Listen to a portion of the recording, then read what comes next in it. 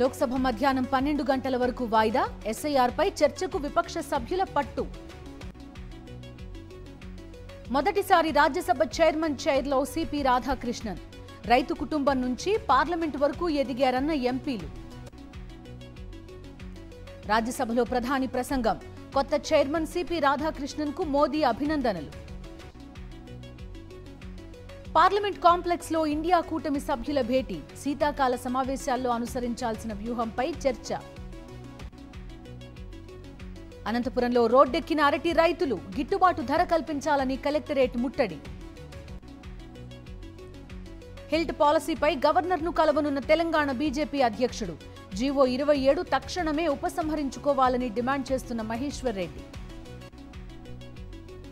మళ్లీ పరుగులు పెడుతున్న బంగారం ధరలు. ఈ రోజు 660 పెరిగిన పసిడి రేటు 1,30,480 రూపాయలు పలుకుతున్న 24 క్యారెట్ల 10 గ్రాముల బంగారం.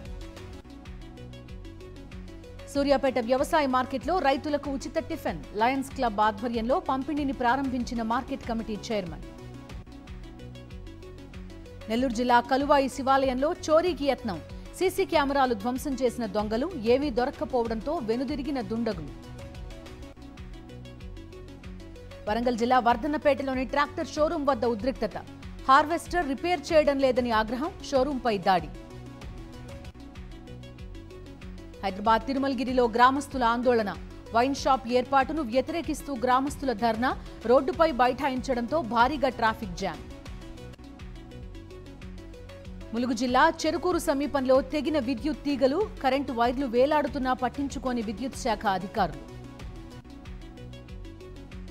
అంబులెన్స్లోనే ప్రసవించిన గర్భిణి. భద్రాద్రి కొత్తగూడెం జిల్లా రాళ్లాపురంలో ఘటన. 7 నెలలకే జన్మించిన శిశువు. హన్మకొండ జిల్లా పరకాలలో రోడ్డు ప్రమాదం. కారుని ఢీకొట్టిన బైక్. ఒకరి మృతి, మరొకరికి తీవ్ర గాయాలు. శ్రీశైలం మల్లన్న భక్తులకు గుడ్ న్యూస్. నేటి నుంచి ఉచిత లడ్డూ ప్రసాదం అమలు. 300 టికెట్కు 1, 500 టికెట్కు 2 ఉచిత లడ్డూల వితరణ. ఢిల్లీలో కొనసాగుతున్న వాయు కాలుష్యం. దేశ రాజధానిలో AQI 301 పాయింట్లు నమోదు. ఆఫ్ఘనిస్తాన్లో భూకంపం. రిక్టర్ స్కేలుపై తీవ్రత 4.3గా నమోదు.